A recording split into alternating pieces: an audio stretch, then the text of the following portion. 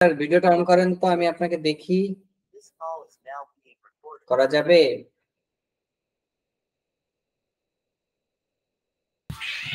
Sir একটু পরে করতেছি। ওকে, আপনি আজকে লাইভে আমার সাথে কথা বলবেন, মানে সেইভাবে, মানে আপনার জন্যই আমি আজকে ক্লাসটা সুন্দর করার চেষ্টা করবো। এই জন্য আমি আপনাকে দেখতে চাচ্ছি এবং আপনার সাথে সরাসরি যখন আমি প্রশ্ন উত্তর করবো তখন আমারও ক্লাসটা নিতে ভালো লাগবে, এই জন্য বললাম। আর আমার ক্লাসগুলো অবশ্যই আপনি অংশগ্রহণ করার চেষ্টা করবেন। শুভ সন্ধ্যা। আমি ডাক্তার গোপেশ চন্দ্র রায়, এইচডি হোমিও মেডিকেল একাডেমির পক্ষ থেকে আপনাদের সকলকে জানাচ্ছি আন্তরিক শুভেচ্ছা অভিনন্দন। আমার নির্ধারিত ক্লাস সার্জারি। আজকে আলোচনা করব ঘাড়ের আঘাত সমূহ, ঊর্ধ্বাঙ্গ নিম্নাঙ্গের অস্থিভঙ্গ, স্থানচ্যুতি, এই বিষয়টা নিয়ে আলোচনা করব। এর মেডিকেল টার্মিনোলজি কি কি আছে এবং ক্লাস শেষে আমি মাথার আঘাত, মেরুদণ্ডের আঘাত এগুলো সম্পর্কেও একটা ধারণা গত ক্লাসেও দিয়েছিলাম, আজকেও দিব। এবং সর্বশেষে আমি 3D মডেলের মাধ্যমে এই বিষয়গুলো আরো বিস্তারিত আলোচনার চেষ্টা করব। এখন গত ক্লাসে আমি আলোচনা করেছিলাম ঘাড়ের আঘাতের কারণে যে রোগগুলো হয় সেই রোগগুলোর নাম। কারণ আমাদের যেহেতু এই ক্লাসের মূল উদ্দেশ্য কি? মূল উদ্দেশ্য হচ্ছে আপনাকে এক একটা ডিজিজ, যে ডিজিজ গুলো রোগী আসে ডিজিজ নিয়ে, রোগ নিয়ে তো চেম্বারে আসে। এখন এই রোগগুলো কিভাবে চিকিৎসা করা যাবে এবং আমাদের হোমিওপ্যাথিক মেডিসিন দ্বারা, যেখানে সার্জারি লাগে সেগুলো আমরা মেডিসিন দ্বারা সেই সমস্যার সমাধান করতে পারি। তার জন্য আমাদের বিভিন্ন ডিজিজ জানতে হবে এবং সেই ডিজিজ অনুসারে আমাদের ট্রিটমেন্ট প্রসিডিউর জানতে হবে এবং আমাদের এর সাথে অ্যানাটমিক্যাল টার্মিনোলজি, ফিজিওলজি এগুলো খুব ভালোভাবে জানতে হবে। তো মেরুদণ্ডের আঘাত সম্পর্কে স্যার গত ক্লাসে আলোচনা করেছিলাম। আপনি বলুন তো কি কি বিষয় আপনার মনে আছে, আপনি একটু কাইন্ডলি বলুন তো।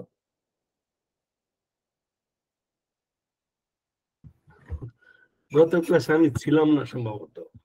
তাহলে স্যার আপনার এখানে দেখেন লেকচার শিটে আপনার দেওয়া আছে, আপনি এটা দেখে দেখেন কি কি বোঝা যাচ্ছে। আপনি পিকচারটা দেখেন এবং দেখে আপনি বর্ণনা করুন, তারপরে আমি আলোচনাটা করি। কি দেখতে পাচ্ছেন এই স্লাইডে, আপনি কি দেখতে পাচ্ছেন?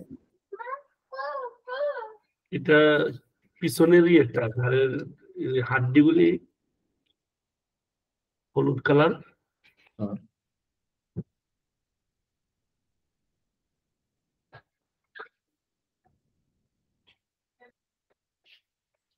এটা খুবই সহজ, এত জটিল করার কোনো দরকার নেই। অ্যাকচুয়ালি আপনি দেখেন এখানে, আপনি এই এই অংশটাকে আমরা কি বলছি? ঘাড়, তাই তো? জি। এখন ঘাড়ে আঘাত, অর্থাৎ ঘাড়ে আঘাত লাগলে শুধু এই জায়গাটা লাগে কি, উপরে যে অংশটা আছে সেখানে আঘাত হয় এবং নিচে যে অংশটা আছে আমাদের স্পাইনাল যে কর্ড গুলো আছে বিভিন্ন জায়গায় কিন্তু এর প্রভাব দেখা যায়। এখন মেরুদণ্ডে আঘাত, ঘাড়ে আঘাত হওয়ার সাথে সাথে কিন্তু আমাদের মেরুদণ্ডেও সেই আঘাতটা পায় এবং সেই আঘাতের কারণে কিন্তু বিভিন্ন রোগ হয়ে থাকে। যেমন ঘাড়ে আঘাতের কারণে যে রোগটা হয় সেই, তার মধ্যে অন্যতম হচ্ছে ডিস্ক হার্নিয়েশন।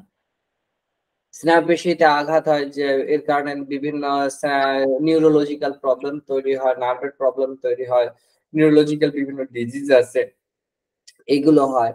তারপরে কি হয়, তার মাথা ব্যথা করে। এটা একটা কমন লক্ষণ বা আমরা কমন ভাবে চিন্তা করে থাকি যে ঘাড়ে আঘাতের কারণে যে রোগটা হয়ে থাকে তার মধ্যে কিন্তু আমাদের কি হয়, যে মাথা ঘোরার প্রবণতা, অর্থাৎ রোগী বলে কি আপনার তাদের মূল যে কষ্টগুলো আছে সেগুলো কিন্তু আমাদের চেম্বারে এসে বর্ণনা করে যে ডাক্তার সাহেব আমার এইখানে এই সমস্যাটা কিভাবে হয়েছে, কিছুদিন আগে একটা অ্যাক্সিডেন্ট করেছিলাম, আমি পড়ে গিয়েছিলাম। এই যে পড়ে গেল, এই পড়ে যাওয়ার পরের থেকে কিন্তু তার সমস্যা।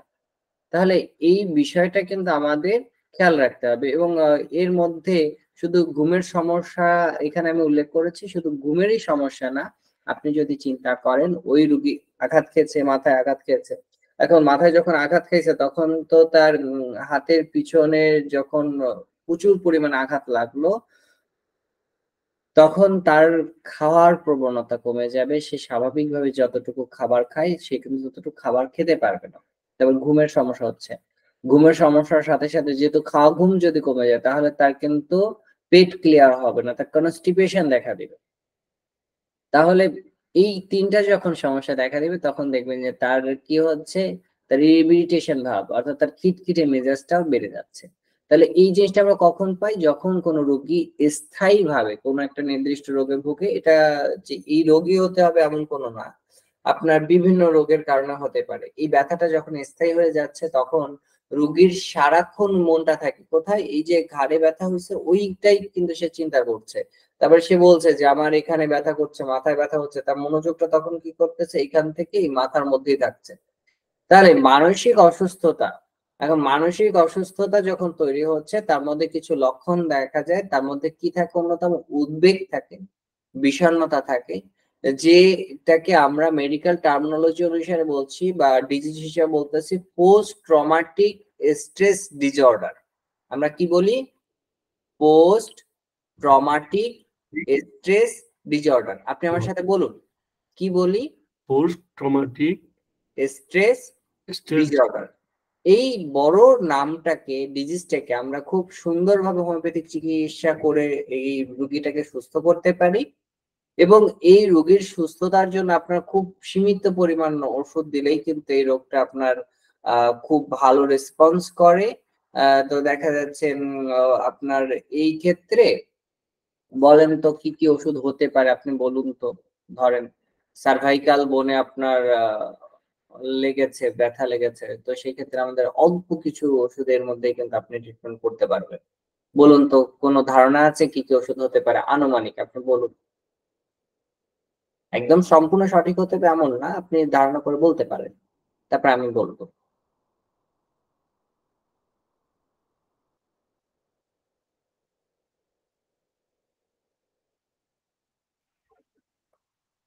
ঠিক আছে, দুশ্চিন্তা করতে হবে না, আমি বলছি। প্রথমে যে কোনো আঘাতের ক্ষেত্রে আপনি প্রথমেই চিন্তা করবেন আর্নিকা, প্রথমেই। কারণ ওই যে আপনার আঘাত লেগে গেলে সেই আঘাতে যে কালছিটে ভাব হয়, সেই কালছিটে ভাবের হলেই কিন্তু আমরা চোখ বন্ধ করে আর্নিকা মেডিসিনটা ব্যবহার করতে পারি। তো এখানে আমি সার্ভাইকাল যদি সমস্যা হয়, আপনার ঘাড়ের সমস্যা হয়, বা অ্যাটলাসে হয়, বা স্কালে হয়, তো এই যে কোনো জায়গা হলে আপনি কি ব্যবহার করতে পারতেছেন, আর্নিকা ব্যবহার করতে পারতেছেন। এর সাথে কি ব্যবহার করতে পারতেছেন, জেলসিমিয়া, ম্যাকফস, ম্যাককার্ব, রুটা, সিমফাইটম, এগুলো কিন্তু আপনি ব্যবহার করতে পারেন। রাস্টক্স ব্যবহার করতে পারেন। অবশ্যই লক্ষণ সাদৃশ্যের যে মেডিসিন আসবে সেটা আপনি ব্যবহার করবেন, কিন্তু আমাদের স্পেসিফিক প্রত্যেকটা বন অনুসারেও কিন্তু ওষুধ আলাদা আলাদা রয়েছে। হ্যাঁ, এবার বলুন। অ্যানাকার্ডিয়াম কোথা থেকে? হ্যাঁ, অ্যানাকার্ডিয়াম তো আপনার খুব ভালো। এখানে কি আর্সেনিক অ্যালবাম কি ব্যবহার করা যাবে না? জি। অবশ্যই যাবে। বেলেডোনা কি দোষ করলো? তাহলে বেলেডোনা রয়েছে। তো ব্যাপারটা এরকম, আমাদের হিউজ পরিমাণ মেডিসিন কিন্তু থুজা রয়েছে। আমাদের মূল কিছু কিছু ওষুধ স্পেসিফিক এই অঙ্গে এই জায়গায় কাজ করে, আবার লক্ষণ সাদৃশ্যে আমার যে কোনো ওষুধ সর্বাঙ্গে কাজ করে। কারণ আমাদের মূল মোটোটা কি, treat the patient not the disease, তাই না, নাকি? জি জি। তাহলে ট্রিট দ্য পেশেন্ট, আমরা তো পেশেন্টের ট্রিটমেন্ট করবো। যখন আমরা কোনো আপনার সম্পূর্ণ কেস টেকিং করার পরে যদি কোনো ম্যাথমেটিক্যাল কোনো একটা নির্দিষ্ট মেডিসিনে যদি আমরা যেতে পারি, তাহলে সেই ওষুধ দিয়ে কিন্তু সকল রোগ আরোগ্য করা সম্ভব। এমনকি পালসিটিলা দিয়ে আপনি কিন্তু কাটাও বের হয়ে যেতে পারে। অসম্ভব বলে কিছু নাই হোমিওপ্যাথিতে। অসম্ভব ওই কথাটাই আসলে আমরা মনে করি যে অসম্ভব, মানে আমি সম্ভব, মানে হোমিওপ্যাথির মাধ্যমেই সম্ভব। তো এই বিষয়টা আপনি যখন প্র্যাকটিস লাইফে আসবেন তখন আপনি নিজেই কি হবেন, বিস্মিত হবেন। নিজের কাছে ভালো লাগবে যে না, আসলে এত জটিল জিনিস এত সুন্দরভাবে ট্রিটমেন্ট করা সম্ভব। তাহলে আমরা কি করলাম, আমরা একটা রোগের নাম জানলাম যেটা মানসিক অসুস্থতা তৈরি হয় আঘাতের কারণে, যে রোগটাকে বলা হয় post traumatic stress disorder. Post traumatic stress disorder, আপনি বলুন। Post traumatic stress disorder. হ্যাঁ, এর লক্ষণ কি, আঘাতের কারণে তার মানসিক অসুস্থতা হচ্ছে, তার ঘাড়ের আঘাতের ফলে তার মধ্যে উদ্বেগ থাকছে, বিষণ্ণতা থাকছে। তো এই বিষয়টা কিন্তু আমরা খুব বেশি দেখতে পাই না? সাথে কি থাকে, তার স্মৃতিশক্তি হ্রাস পায়, অর্থাৎ সে কিছুই মনে রাখতে পারছে না, এবং তার মধ্যে বিভিন্ন লক্ষণ পাওয়া যায়, যেগুলো আমি বলেছি, যেমন তার ব্যথা হলো, তার অমনোযোগী, সে ঘাড় নাড়াতে পারছে না, এই ধরনের কিছু সে লক্ষণের সাথে এই লক্ষণগুলো থাকলো। তাহলে এই লক্ষণগুলো কি কমন কিনা আপনি একটু চিন্তা করেন। জি, কমন লক্ষণ। কিন্তু আপনি যখন প্রেসক্রিপশন করবেন তখন কিন্তু আপনি মানসিক অসুস্থতা, স্থায়ী ব্যথা এগুলো কিন্তু লিখতে পারবেন না। কি লিখতে হবে বলুন তো? PTSD, চিফ কমপ্লেন, বা প্রেজেন্ট কমপ্লেন, পিপি। পিপি লিখে আপনি নিচে লিখলেন কি PTSD উইথ আপনার কত ডিউরেশন, 6 মান্থ, অর্থাৎ PTSD 6 মান্থ আপনি এটা লিখে দিলেন, বা শুধু PTSD লেখেন তাও কোনো সমস্যা নাই। তাহলে এটা লিখলেন। এখন এই যে লিখলেই কি হবে? না, হবে না। আপনাকে কি করতে হবে? পরীক্ষাটা করার জন্য আপনাকে একটা এক্স-রে দিতে হবে। এখন এক্স-রে যখন দিচ্ছেন, এটা কিসের এক্স-রে বলুন তো?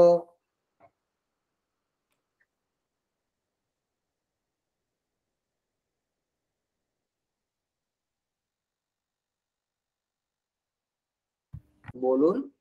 ওইটা তো ওই ঘাড়ের হ্যাঁ, ঘাড়ের এক্স-রে। এখন এইটা কোন ভিউ?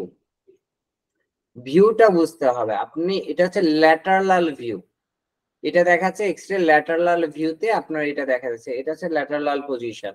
এখন এই যে পজিশন গুলো আমাদের পোস্টেরিয়র, সুপিরিয়র, আর বিভিন্ন যে পজিশন গুলো আছে না, অ্যানাটমিক্যাল যে পজিশন গুলো আছে, এই পজিশন গুলো কিন্তু আপনাকে ক্লিয়ার হতে হবে। আপনি কি বলতে পারবেন, আমাদের আলামিন মৃধা স্যার তো খুব সুন্দরভাবে অ্যানাটমিক্যাল ক্লাসে, অর্থাৎ প্রথম ক্লাস, সেকেন্ড ক্লাসে তো মনে হয় আপনার এই বিষয়টা নিয়ে আলোচনা করেছিলেন। আপনি কি বলতে পারবেন অ্যানাটমিক্যাল পজিশন বা আমাদের যে পজিশন গুলো আমরা বলে থাকি, এটার কি আপনার মনে আছে কিছু? যে অ্যান্টেরিয়র বলতে কি বোঝানো হয়?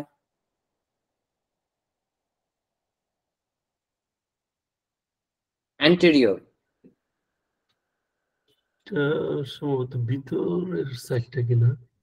না, অ্যান্টেরিয়র মানে হচ্ছে সম্মুখে, সম্মুখে, সামনে। আপনার সামনের দিকে।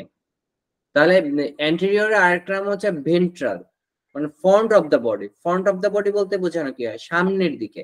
অর্থাৎ আমি যখন সোজা অ্যানাটমিক্যাল পজিশনে আছি, আমার ডান সাইড আপনার বাঁ সাইড হবে, আর আপনার বাঁ সাইড আবার ডান সাইড হবে, এটাই কিন্তু।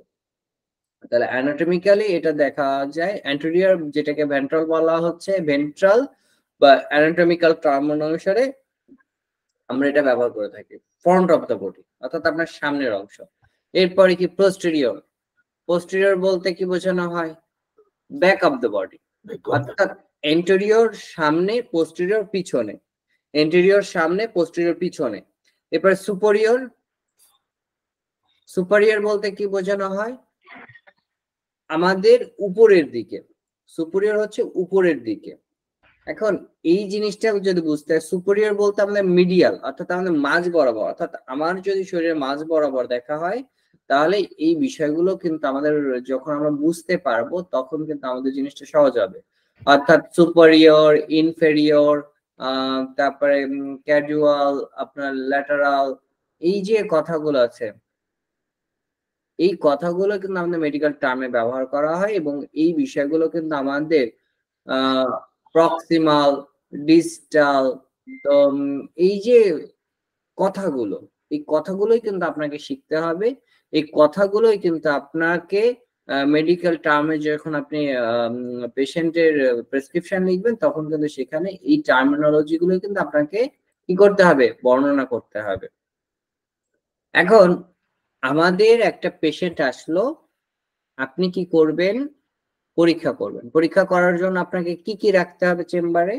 প্রথমে একটা স্টেথোস্কোপ থাকবে যে কোনো কিছু দেখতে গেলে, এবং আপনি যদি হার্ট সংক্রান্ত, বিশেষ করে আজকে যে বিষয় নিয়ে আলোচনা করছি, এই বিষয়ে যদি আপনাকে পারদর্শী হতে হয়, অন্ততপক্ষে কিছু জিনিস রাখতে হবে। তার মধ্যে টর্চ লাইট, গজ কাপড়, স্পঞ্জ, জীবাণুনাশক জিনিস, ব্যান্ডেজ, প্লাস্টার। কারণ এই কয়টা কেন রাখবো? কারণ এই কয়টা হচ্ছে যে কোনো আঘাতের রোগী আসলে আপনাকে সেটা প্রথমে পরিষ্কার করা লাগবে।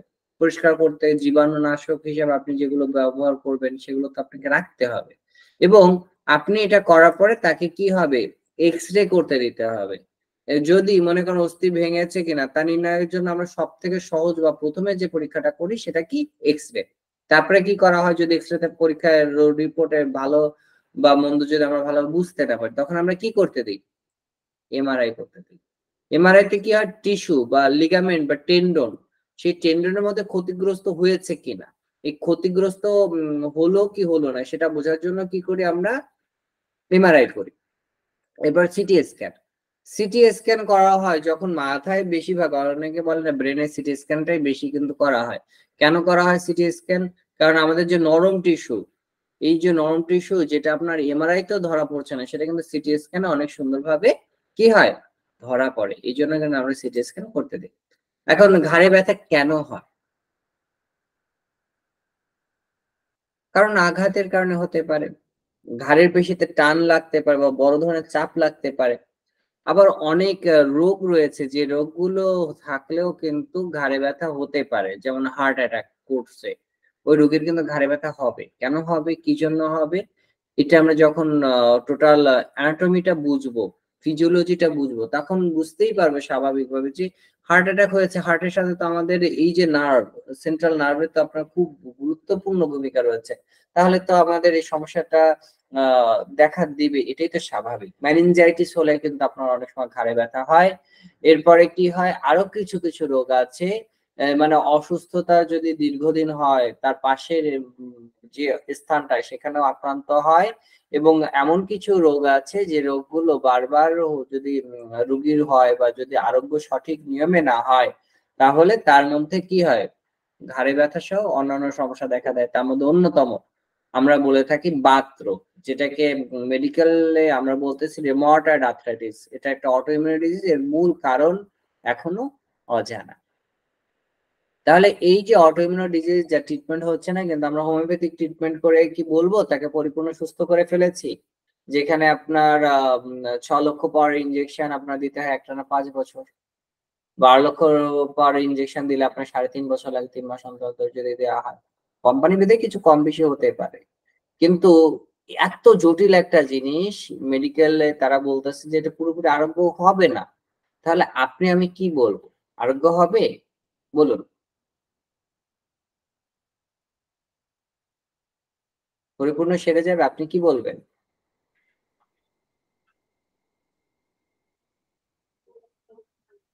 জি। আমরা বলব পরিপূর্ণভাবে সেরে যাবে?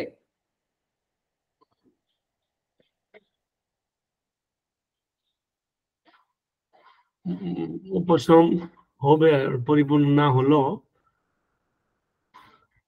মানে মোটামুটি রোগী আরাম বোধ করবে।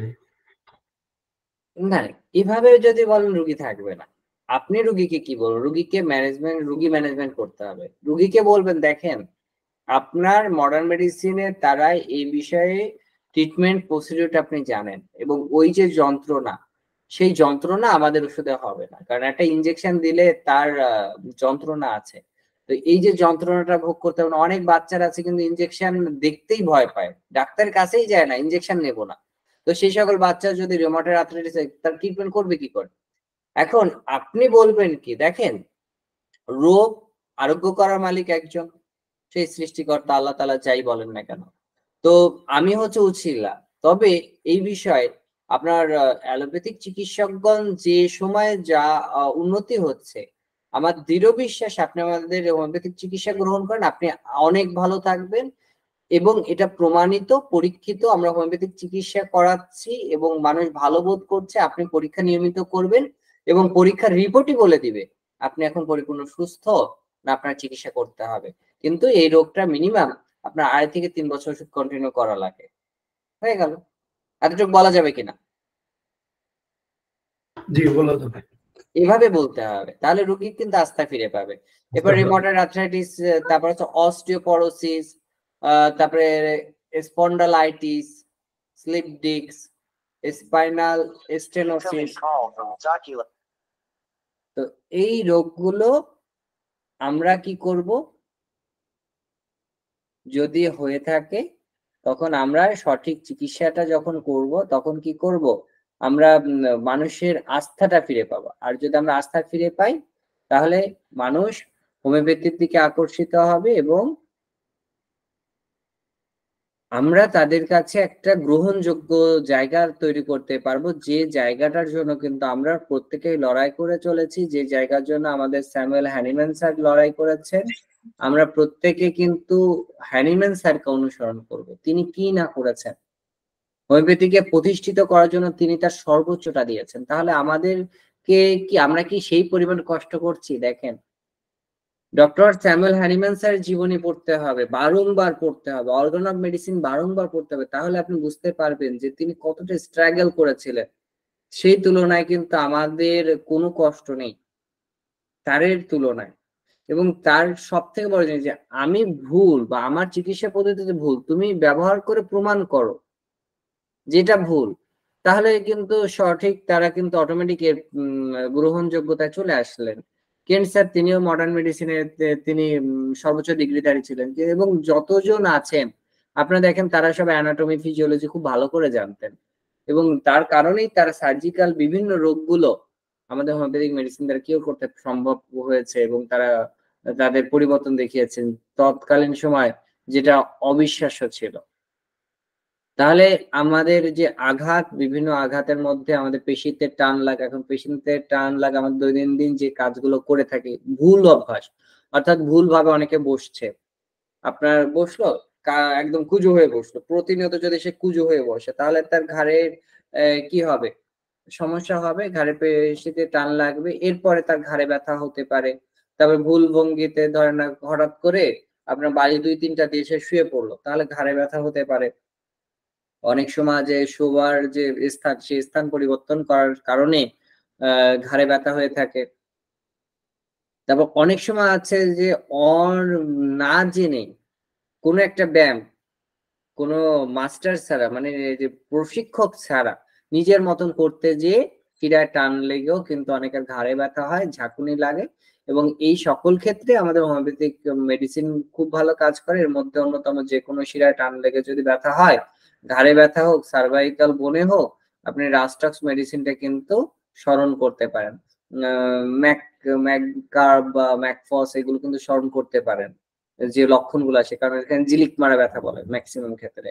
তো এই বিষয়টা, তারপরে বেলেডোনা স্মরণ করতে পারেন, হঠাৎ করে যদি লাল হয়ে যায়, দেখেন যে ব্যথাটা হঠাৎ করে আসছে, হঠাৎ করে যাচ্ছে।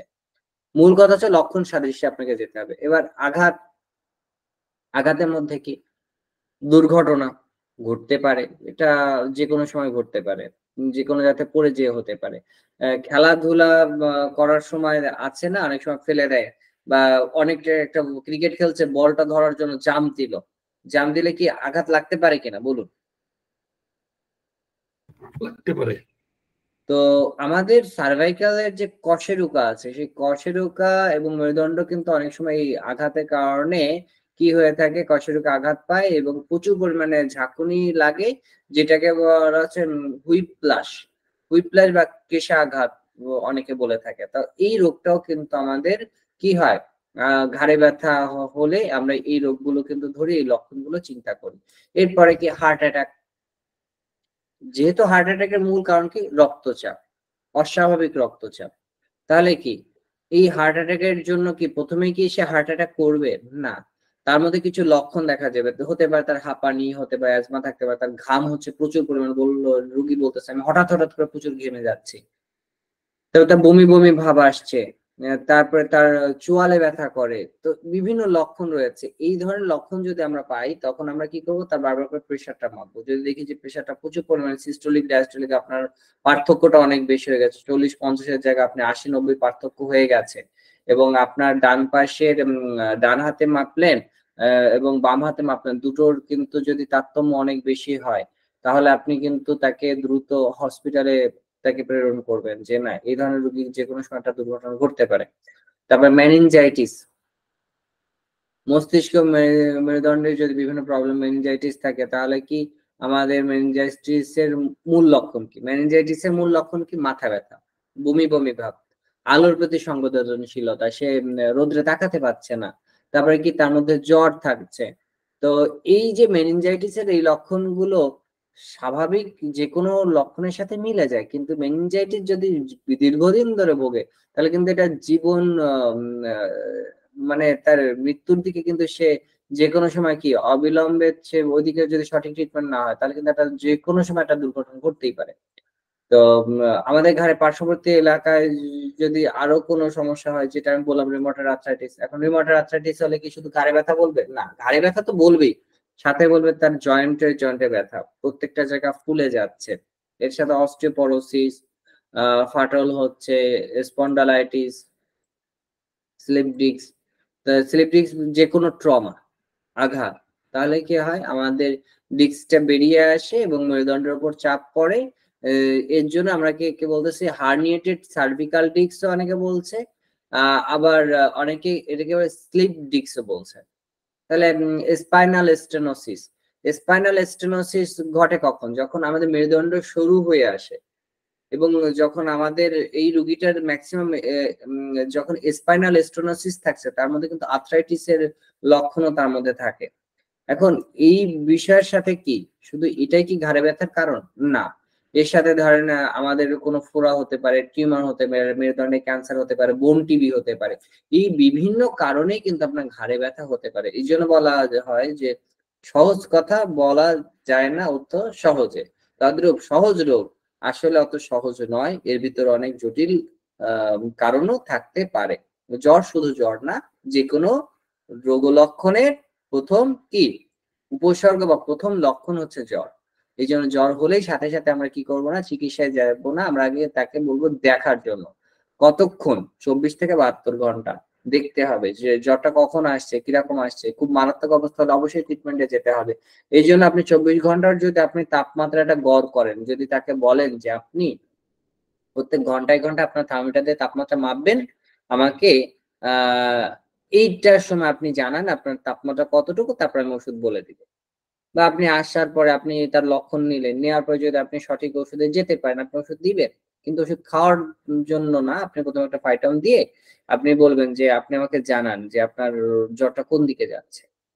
তো দেখা যাচ্ছে অনেক কারণেই কিন্তু বিভিন্ন সময় এই জ্বরটা হচ্ছে, কোন জ্বর হচ্ছে, ডেঙ্গু জ্বর, চিকেনগুনিয়া, ম্যালেরিয়া, টাইফয়েড, এই রিউমাটয়েড আর্থ্রাইটিসের কারণে জ্বর হচ্ছে, আঘাতের যে কোনো কারণে জ্বর হচ্ছে, জ্বর তো বিভিন্ন কারণে হয়। তাহলে আমি সঠিক কারণটা না জেনে আপনি কিভাবে ট্রিটমেন্টটা করবেন? সবিরাম হতে পারে, অবিরাম হতে পারে, পাক্ষিক জ্বর হতে পারে, মাসিক জ্বর হতে পারে। তো এই জ্বরগুলো তো আপনাকে সিজনাল হতে পারে। এই বিষয়গুলো তো প্রত্যেকটা থেকে প্রত্যেকটা আলাদা। তাহলে আমি লক্ষণগুলো গত ক্লাসেও আলোচনা করেছিলাম, তো সেহেতু আজকে আলোচনা করব না। তবে কঙ্কাল নিয়ে আমি আলোচনা করেছিলাম, কারণ এই বিষয়টা আমাদের বুঝতে হবে। আমরা সাধারণত কঙ্কাল তন্ত্র বা আমাদের কঙ্কালকে যদি আমরা ভাগ করি, মূলত কয় ভাগে ভাগ করতে পারি মানব কঙ্কালকে? একটু বলুন তো, কয় ভাগে ভাগ করতে পারি? একটু বলুন। মনিব খান স্যার, আপনি বলুন। হুম, 4 ভাগ। তো প্রথমে আমরা মাথা বলি শুধু, আমরা খুলি এবং করটি, এইটা অর্থাৎ আমরা যদি মাথার বলি তাহলে কোনটুকু নিয়ে আসবো? জাস্ট এতটুকু, এতটুকু নিয়ে আসবো। আর দেহকাণ্ড বললে আমরা কতটুকু নিয়ে আসবো? দেহর এখান থেকে এই পর্যন্ত। ঊর্ধ্বাঙ্গ বলতে আমাদের এই যে হাত, আপার লিম্ব, আজকের মূল আলোচনার জায়গাটায় যাওয়ার জন্যই কিন্তু এত কিছু আশা হচ্ছে। আপার লিম্ব আর লোয়ার লিম্ব হচ্ছে নিম্নাঙ্গ, নিম্নাঙ্গ হচ্ছে নিচের টুকু, এটা হচ্ছে লোয়ার লিম্ব, অর্থাৎ হিপ জয়েন্ট থেকে আমাদের এই যে নিচের অংশটুকু এটুকু। এতটুকু তো বোঝা যাচ্ছে নাকি? তাহলে আমরা আমাদের কঙ্কাল তন্ত্র বা আমাদের শরীরটাকে কয় ভাগে ভাগ করছি? কয় ভাগে বলুন? 4 ভাগে। তাহলে আমরা 4 ভাগে ভাগ করলাম। এই 4 ভাগটা হচ্ছে মাথার খুলি, দেহকাণ্ড, ঊর্ধ্বাঙ্গ, নিম্নাঙ্গ। আজকের মূল আলোচনার বিষয়টা কি? ঊর্ধ্বাঙ্গ নিম্নাঙ্গের অস্থি ভঙ্গ স্থানচ্যুতি পরীক্ষা। অর্থাৎ আমাদের ঊর্ধ্বাঙ্গ অর্থাৎ আপার লিম্ব, নিম্নাঙ্গুল লোয়ার লিম্ব এখানে কি হচ্ছে, ভেঙে যাচ্ছে। ভেঙে যাওয়ার জন্য আমরা বিভিন্ন পরীক্ষা করে থাকি। কি পরীক্ষা করে থাকি সেই বিষয়টাই কিন্তু আজকের মূল আলোচ্য বিষয়। তাহলে এখন আপনারা একটু দেখুন এটা কি, এই ছবিটা কিসের ছবি বলেন তো? এই ছবিটা দেখে কি বোঝা যাচ্ছে? বলুন বলুন, এই ছবিটা কিসের ছবি? আপার লিম্ব। আপার লিম্ব উপরের অংশ অর্থাৎ হাত। হাত এখানে আঙ্গুল দেখলে বোঝা যাচ্ছে তো, এই যে আঙ্গুল 1 2 3 4 5 5টা আঙ্গুল অর্থাৎ হাত, হাতের ছবি। তাহলে আপার লিম্ব। এখন এখানে যদি দেখেন তাহলে আমরা যদি বলি এই হাত হচ্ছে আপার লিম্ব, আর আপনার এই পা হচ্ছে লোয়ার লিম্ব, অর্থাৎ হাঁটু টাটু এগুলো কি ইসের মধ্যে আসছে, লোয়ার লিম্বে আসছে। এবার এখানে দেখেন ছবিতে দেখেন কত সুন্দর প্রেক প্রেক ভরা আছে। আজকের মূল আলোচ্য বিষয়গুলোই কিন্তু এটা, এবং এটা নিয়ে আমাদেরকে বুঝতে হবে।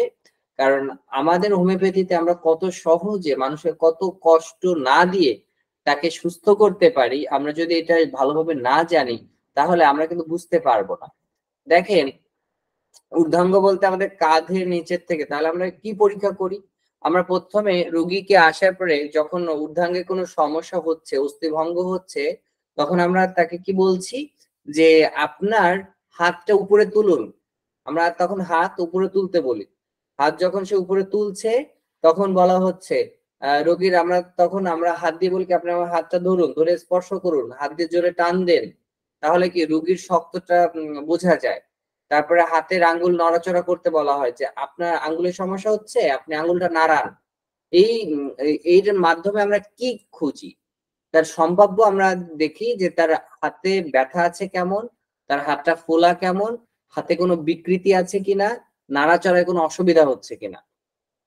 এখন এই পরীক্ষা তো হাতে করা হচ্ছে, এইভাবেই কিন্তু আমরা নিম্নাঙ্গেও কিন্তু একই রকম করে থাকি। সাথে আমরা কি করি, আমরা ওই তালুতে আমরা চাপ প্রয়োগ করি, অনেক সময় নিজেরা চেপে ধরা হয়।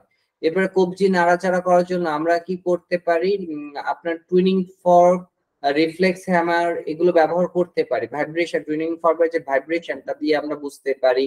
রিফ্লেক্স হ্যামারের বাড়ি দিয়ে আমরা তার নার্ভ গুলো কাজ করছে কিনা সেটা আমরা দেখতে পারি।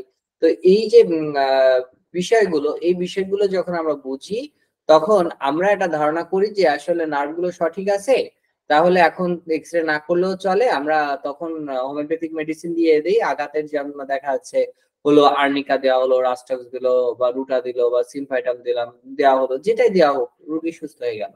কিন্তু এটা এখন আর করা যাবে না। যদি আমরা বুঝি যে জিনিসটা একটু জটিল, রোগীকে কি করতে হবে, এক্সরে করতে দিতে হবে। কেন?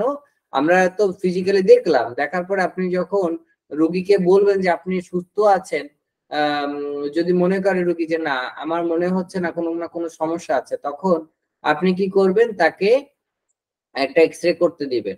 এক্সরে করে নিয়ে আসলো, যদি ওখানে কোনো সমস্যা ধরা পড়ে আপনি একটা এমআরআই করতে দেন, কারণ নরম টিস্যু বা লিগামেন্টে কোনো ক্ষতিগ্রস্ত হয়েছে কিনা। যদি খুব মারাত্মক হয় তাহলে আপনি একটা সিটি স্ক্যান করতে দেন। তাহলে কি হবে যে আমাদের হোমিওপ্যাথিক ওষুধ দেওয়ার পর অনেক মারাত্মক সমস্যা খুব দ্রুত সমাধান হয়ে যায়, কিন্তু মানুষ তখন বোঝে না যে এত মারাত্মক সমস্যা হয়েছিল, এটা কিভাবে সম্ভব। হোমিওপ্যাথিতে তো না আমার মারাত্মকই হয় নাই, কিন্তু আপনি যখন একটা পরীক্ষা দিচ্ছেন, এমআরআই রিপোর্টে যখন প্রবলেমটা ধরা পড়ছে, তখন কিন্তু রোগী একটা আস্থা হয়, হ্যাঁ আমার তো এত মারাত্মক সমস্যা আছে, তাহলে আমি ডাক্তার যেভাবে বলো ওকে কন্টিনিউ ওষুধ খাই। 2 মাস বলছে, 2 মাস কেন, 3 মাস খাবো। কিন্তু আপনার যদি রিপোর্টটা না থাকে, তখন আপনার যখন একটু রোগী ভালো বোধ করবে তখন কিন্তু আর সে ওষুধ কন্টিনিউ করবে না। আলটিমেটলি সে আরো ক্ষতিগ্রস্ত হবে, কিছুদিন পর রোগটা ফিরে আসতে পারে, ব্যথা ফোলা নাও সারতে পারে। তখন সে বলবে যে ওই ডাক্তারের কাছে গেলাম, কোনো কাজই হয় না ওষুধে।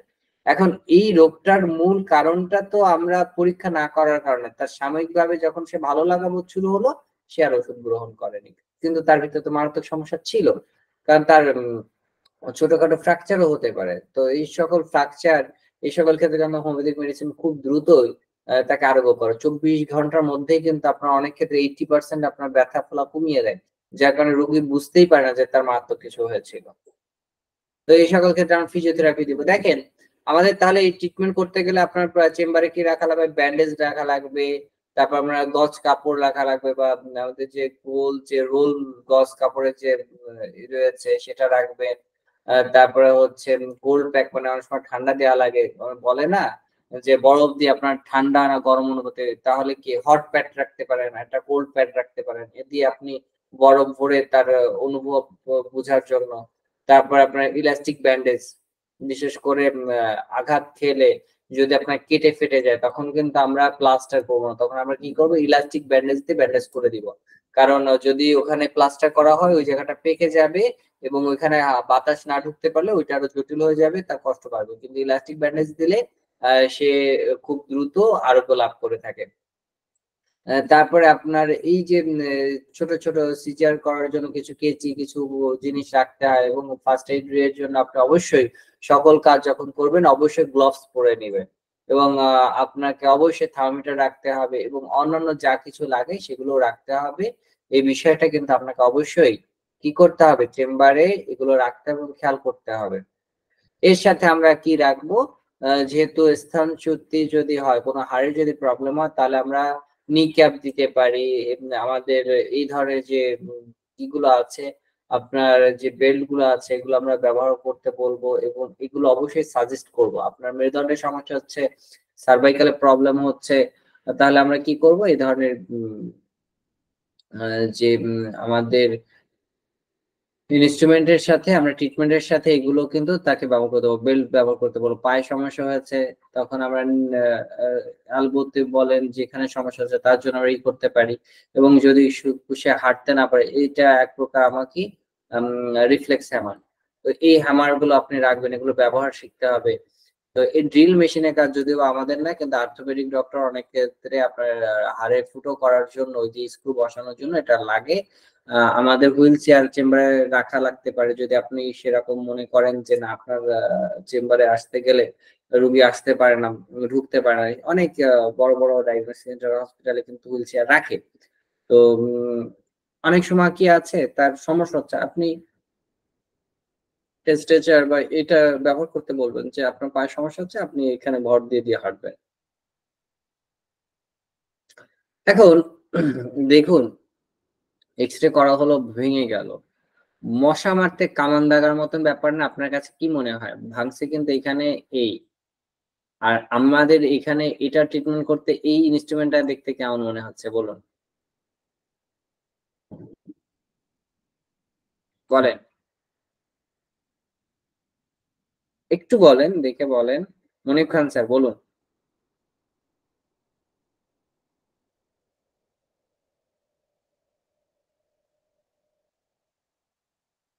এই ইনস্ট্রুমেন্ট গুলো প্রত্যেকটা নাম আছে, এগুলো আমাদেরকে জানতে হবে, বুঝতে হবে। দেখেন, এই হচ্ছে অ্যাক্সিডেন্ট হয়েছে, এক্সরে করে দেখছে হাড় ভেঙে গেছে, এখানে হাড়টা ভেঙে গেছে। এখন এই ক্ষেত্রে মডার্ন মেডিসিন ট্রিটমেন্ট অনুসারে কি করা হচ্ছে আপনি দেখুন। তাহলে এই হাড় ভাঙা রোধ করার জন্য কয়টা আপনার করা হচ্ছে, একটু দেখুন, দেখার পর একটু কল্পনা করুন। রুগীকে এখানে একটা স্ক্রু, কয়টা স্ক্রু, একটা, দুইটা, তিনটা, চারটা, পাঁচটা, ছয়টা, সাতটা, আটটা, নয়টা, 10টা, 11টা, 12টা, 12টা স্ক্রু সহ একটা প্লেট দেওয়া হলো। এরপরে ট্রিটমেন্ট করা হলো। অনেক সময় কিন্তু এটা সম্পূর্ণরূপে 100% সফল নাও হতে পারে। 100% সফল হলে কোনো সমস্যা নাই, কিন্তু যদি এখানে সফলতা যদি বলে 50-50 বা তার থেকে কম থাকে, সেই ক্ষেত্রে যদি আর্থিকভাবে তার সামর্থ্য নাগাদ থাকে, কারণ এই অপারেশন গুলো খুবই ব্যয়বহুল, তাহলে যারা সামর্থ্য নেই তারা কি করবে? আপনি যদি হোমিওপ্যাথিক ট্রিটমেন্ট জানেন, প্রসিডিউরটা জানেন, আপনি যদি তাদেরকে ওই নিয়ম মেপে যদি আপনি সঠিকভাবে ওষুধ দেন, এই রোগীটাও কিন্তু সুস্থ হতে পারে। হোমিওপ্যাথিতে এগুলো সুস্থ করা সম্ভব। কিভাবে সম্ভব? আমরা যদি আমাদের সেই জ্ঞানটা অর্জন করতে পারি। তাহলে আমরা জ্ঞান, ফিজিওলজি, অ্যানাটমিক্যাল জ্ঞান রেখে যদি আমরা ট্রিটমেন্ট করি, তাহলে অবশ্যই এই ধরনের রোগীকেও আমরা ভালো করতে পারবো। আমি ক্লাস শেষে কিন্তু আবার এটা নিয়ে আপনার ভিডিও দেখাবো, কিভাবে কাজ করে। তাহলে এই ক্ষেত্রে দেখেন, এগুলো অনেক অনেক আপনার ইনস্ট্রুমেন্ট রয়েছে, এবং এই প্রত্যেকটা দেখেন, স্ক্রু জন্য আপনার বিভিন্ন প্লেট গুলো রয়েছে, কত সুন্দর দেখতে। যে এই বিষয়গুলো কিন্তু শুধু দেখতে সুন্দর তা না, এটা ব্যয়বহুল। অর্থাৎ এই অস্ত্রোপচার গুলো অনেক ব্যয়বহুল, সকল এর পক্ষে কিন্তু চিকিৎসাগুলো সম্ভব নয়। দেখেন কতগুলো স্ক্রু মারা হয়, অর্থাৎ একটা ভাঙা ঠিক করার জন্য একটা, দুইটা, তিনটা, চারটা, পাঁচটা, ছটা, সাতটা, আটটা অনেকগুলো স্ক্রু মারা হয়। এবং ওইটা তো ঠিক হলো, কিন্তু যে স্ক্রু গুলো মারা হচ্ছে ওখানে কি এর থেকে বেশি ক্ষত হচ্ছে না কম ক্ষত হচ্ছে? কাইন্ডলি একটু বলবেন।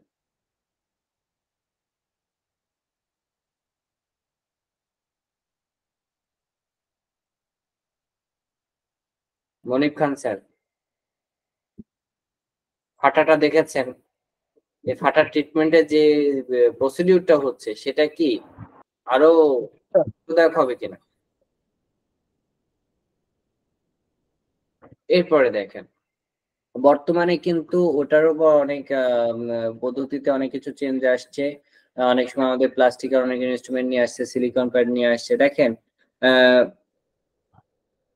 কার্নিয়াল ইমপ্ল্যান্ট, এখন অ্যাক্সিডেন্ট হয়েছে, বোন ফ্র্যাকচার হয়েছে, বা আপনার যে জয়েন্ট রিপ্লেসমেন্ট করা লাগতে পারে, বিভিন্ন রকম থাকতে পারে। তো বিভিন্ন ইনস্ট্রুমেন্ট আছে, ইনস্ট্রুমেন্ট গুলো আমাদেরকে জানতে হবে।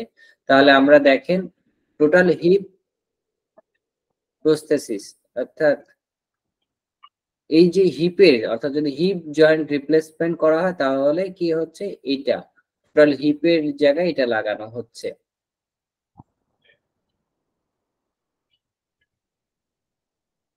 এটা হচ্ছে সেমিনেটেড ফিমোরাল স্টিম, অর্থাৎ হিপের এটার আগের অংশ। দেখেন, এইটাকে কি বলা হচ্ছে, looking plate for proximal haemorrhage fracture. তাহলে প্লেট ফর, এইটা, এই যে প্লেটটা, এগুলো কিন্তু সব এক একটা প্লেট। তাহলে এই যে আমাদের প্লেট গুলো, এই প্লেট গুলো বিভিন্ন নাম রয়েছে।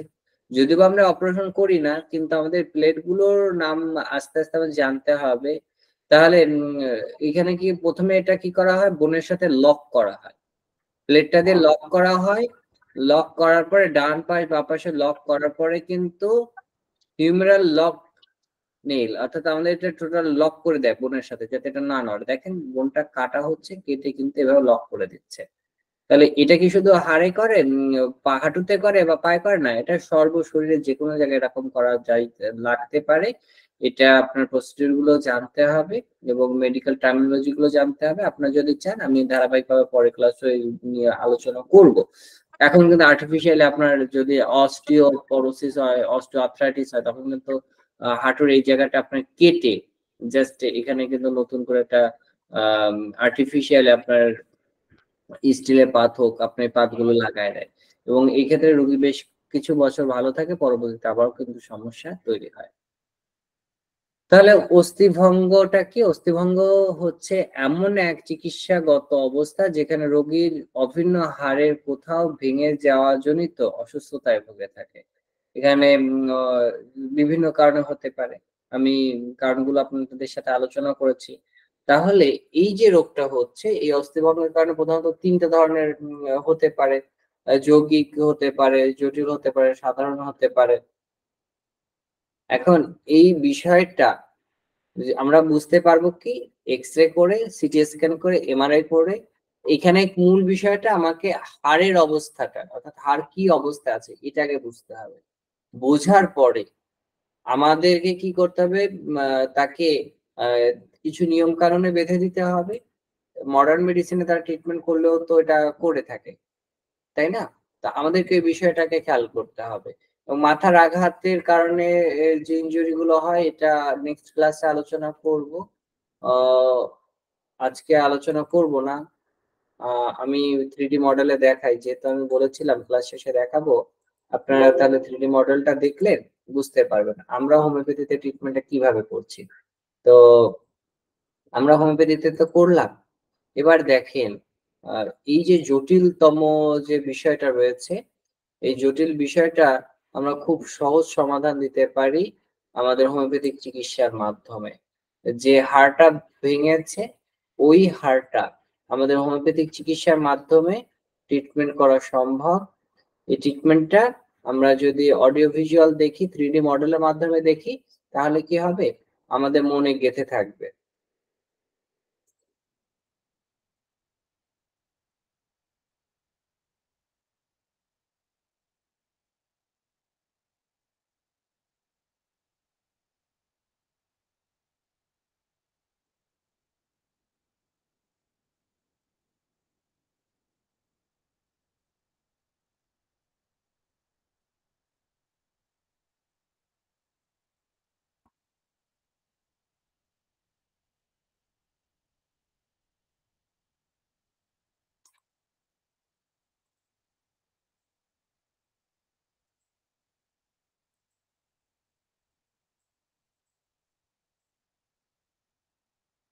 দেখুন ওই যে ফাড়াটা দেখানো হলো A ঠিক fractured সেইরকম। bone bleeds. তো সেক্ষেত্রে আমরা হোমিওপ্যাথিক ওষুধ দেওয়া হলো এবং ওইখানে কি হবে আমাদের শরীরের মধ্যে অস্টিওক্লাস্ট তৈরি হবে এবং যে ফাঁকা জায়গাটা আছে ওখানে অনুচক্রিকা চলে যাবে, অনুচক্রিকা যে কি করবে ওই আস্তে আস্তে ফাঁকা জায়গাটা ভরে যাবে এবং ট্রিটমেন্ট করা সম্ভব হবে এবং সেক্ষেত্রে অবশ্যই বলতে হবে ৩ মাস তাকে বেড রেস্ট, এই জায়গাটা যাতে কোনো নাড়াচাড়া না হয় সেই জন্য আপনাকে কি করতে হবে কিছু নিয়ম কানুন বেঁধে দিতে হবে, অথবা সেক্ষেত্রে আপনার ব্যান্ডেজ যেটা করা যায় এই পদ্ধতিটা আপনাকে বুঝতে হবে যাতে আপনার হাড়টা নড়াচড়া না করে আপনার ওষুধ চলবে, তাহলে দেখবেন রোগীটা কিন্তু ঠিক হয়ে যাচ্ছে। তো এত জটিলতম যেখানে অপারেশন করার পর রোগীকে কিন্তু আপনার ৩ মাস তারা কিন্তু বিভিন্ন ট্রিটমেন্টে রাখে এবং বলা হয় যে কিছু করা যাবে না। তো আপনি যদি রোগীকে সেম ট্রিটমেন্টে রাখেন এবং আপনি যদি হাড়গুলো সঠিক স্থানে নিয়ে যদি আপনি সঠিক ট্রিটমেন্ট করতে পারেন, তাহলে রোগী অবশ্যই সুস্থ হয়ে যাবে। আ ধন্যবাদ সকলকে এতক্ষণ আমার সাথে থাকার জন্য। আ শুভরাত্রি।